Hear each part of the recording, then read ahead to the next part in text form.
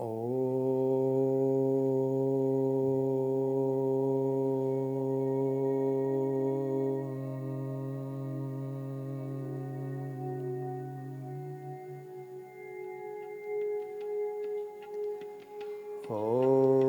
स्वस्ति पन्थामनुचरे सूर्यचन्द्रमसा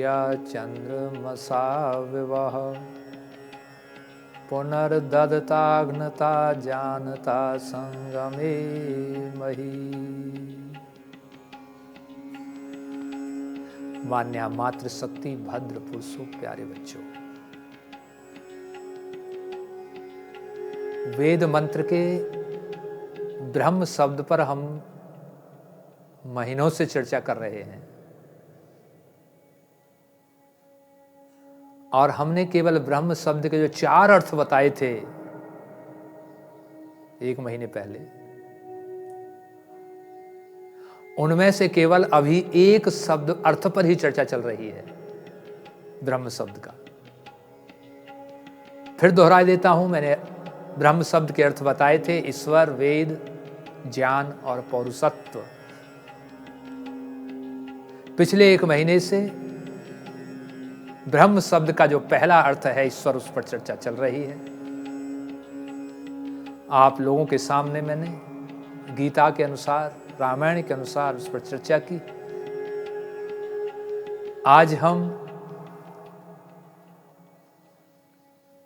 वेदों के अनुसार ईश्वर का जो वास्तविक स्वरूप है उस पर थोड़ी चर्चा करेंगे। देखिए, यजुर्वेद का ऋषि कहता है, यजुर्वेद में उसका एक विशेषण बताता है गतिमान, अर्थात वो परमपिता परमात्मा गतिमान है। यदि मैं आपसे प्रश्न करूं कि संसार में किसकी गति सबसे तेज होती है, तो आप कहेंगे कि सबसे तीव्र गति होती है मन की, क्योंकि मन 1 सेकंड में ही अमेरिका, जर्मनी, फ्रांस, ना जाने कहां कहां पहुंच जाता है, ना जाने कहां कहां की सैर कर आता है। लेकिन यजुर्वेद का ऋषि कहता है कि वो मन से भी ज्यादा गतिमान है। कैसे माने भाई कि हम वो कि मन से ज्यादा गतिमान है?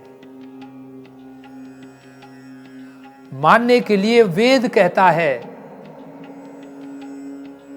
कि वो परम पिता परमात्मा तो वहां पहले से ही मौजूद है जहां मन जाता है। गति करने की किसे जरूरत होती है? जहां कोई नहीं होता है, वहां जाना चाहता है, तब गति की आवश्यकता होती है। तो वह परम पिता परमात्मा पहले से ही उपस्थित है, तो उससे ज्यादा गति तो किसी की हो ही नहीं सकती। और उसके बारे में केन उपनिषद का ऋषि कहता है कि वो परम पिता परमात्मा नेत्रों से नहीं देखा जा सकता है, जिस परम पिता परमात्मा ने नेत्रों में देखने की क्षमता दी है। वह परम पिता परमात्मा ने कानों से नहीं सुना जा सकता है, जिसने इन कानों में सुनने की क्षमता दी है। वो परम पिता परमात्मा इस वाणी से नहीं बखान किया जा सकता है, जिस परम पिता परमात्मा ने क्षमता दी है। वो परम पिता परमात्मा नासिका से नहीं सूंघा जा सकता है, जिसने इसमें घ्राण शक्ति पैदा की है। वो परम पिता परमात्मा स्पर्श नहीं किया जा सकता है, जिसने हमारे अंदर ये गुण दिया हुआ है। अर्थात हमारी इंद्रियां, 5 इंद्रियों का मैंने नाम ले दिया। ये 5 इंद्रियां केवल और केवल यहीं तक सीमित हैं। अर्थात बोलने, सूंघने, सुनने, स्पर्श करने, यहीं तक सीमित है। केन उपनिषद का ऋषि कहता है कि परमपिता परमात्मा तो यहां से भी आगे है, वो इनका विषय नहीं है। अर्थात वो परमपिता परमात्मा ने पांचों ज्ञानेंद्रियां, पांचों कर्मेंद्रियां, मन, बुद्धि और चित्त का विषय है ही नहीं, इनसे वो नहीं देखा जा सकता है। केन उपनिषद का ऋषि आगे हल करता है इस सवाल को।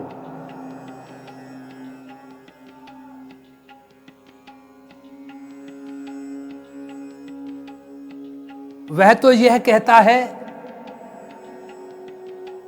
ऋषि कि वो परम पिता परमात्मा तो इस आत्मा से जाना जा सकता है, क्योंकि वो जीवात्मा का विषय है। और जीवात्मा से कब जाना जा सकता है? जब हम स्वयं को जाने, अपने को जाने, जीवात्मा के बारे में जाने, तब इससे परमपिता परमात्मा को जाना जा सकता है। यजुर्वेद में ऋषि कहता है कि अकायम, वेद मंत्र में आया है 40वें अध्याय में, वो परमपिता परमात्मा शरीर से रहित है, कोई उसका शरीर नहीं है।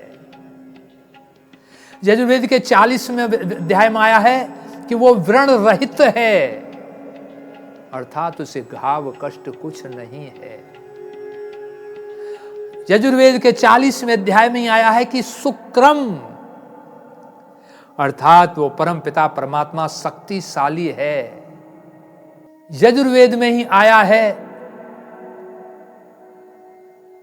परिभूः, अर्थात वो परम पिता परमात्मा को किसी सत्ता की, किसी शक्ति की आवश्यकता नहीं होती, वो स्वयं शक्तिशाली है। पवित्र आत्माओं कहने का मेरा अभिप्राय यह है कि वो सत्ता परमपिता परमात्मा है, जिसे ना कोई घाव होता है, ना दुख होता है, ना कष्ट होता है। यजुर्वेद के 40वें अध्याय के अनुसार वो अकायम है, वो सुक्रम है, वो परमपिता परमात्मा कवि है, अर्थात वो सब कुछ जानता है, वो सर्वज्ञ है। वो परमपिता परमात्मा मनीषी है, यजुर्वेद कहता है 40वां अध्याय, वो मनीषी है, अर्थात वो परमपिता परमात्मा सबके मनों की बात को भी जानता है।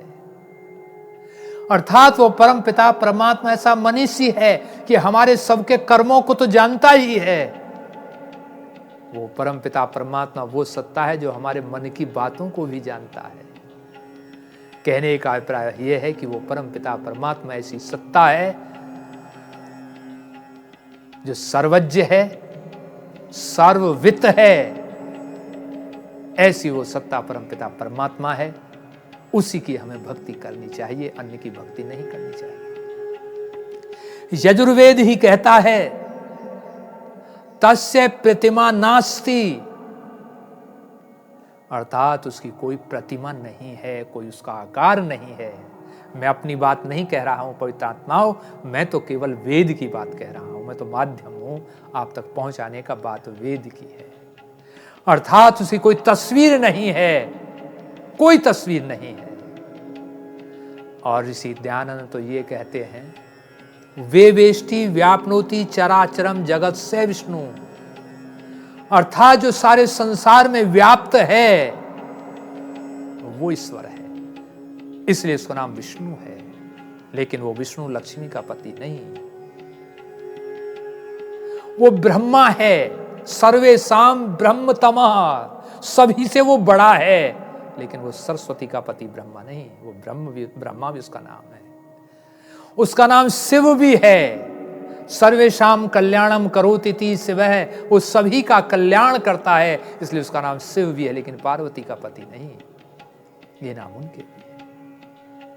अर्थात वो परमपिता परमात्मा हर जगह है, भीतर भी है, बाहर भी है, ऐसा कोई स्थान नहीं है कि जहां पर परमपिता परमात्मा ना हो। यहां पर एक प्रसंग और मैं सुनाना चाहूंगा थोड़ी देर में ही।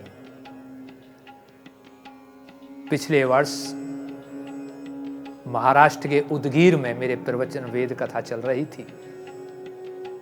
प्रसंग चल रहा था कि परमपिता परमात्मा हर जगह है, बाहर भी है, भीतर भी है, सब जगह है। जैसे ही मेरा प्रवचन समाप्त हुआ, एक सज्जन मेरे पास आए, कहने लगे आचार्य जी आप ये कह रहे हैं कि पवित्र परमपिता परमात्मा हर जगह है, बाहर भी है, भीतर भी है, सब में है, कण कण में है, तो क्या परमपिता परमात्मा मूर्ति में भी है? मैंने कहा हाँ, मूर्ति में भी है। जब वो ताली बजाने लगा और कहने लगा कि हम जीत गए। मैंने भाई कैसे जीत गए? कि आपके मुंह से हमने ये कहलवा लिया कि परमपिता परमात्मा मूर्ति में भी है, जब हम मूर्ति पूजा करते हैं तो क्या बुराई करते हैं? मैंने कहा हे भद्र पुरुष, यदि आप मुझे पूर्णतया जानते हैं और आपकी मिलने की इच्छा हुई और आप मुझसे मिलने के लिए चल दिए अपने घर से, और मैं उदगीर में जो बहुत बड़ा प्रांगण है जहां मेरे प्रवचन होते हैं, वेद कथा चलती है, वहां मैं घूम रहा हूं, आपने मुझे देख लिया, खूब अच्छी तरह से देख लिया, पहचान लिया, कोई जानते हैं, परिचित हैं। उसके बाद मेरे बराबर से निकलकर आप कमरे में पहुंच जाते हैं और कमरे में जाकर भजनोपदेशक महाशय से पूछते हैं कि भाई मैं आचार्य जी से मिलने आया हूं, कहां है वो?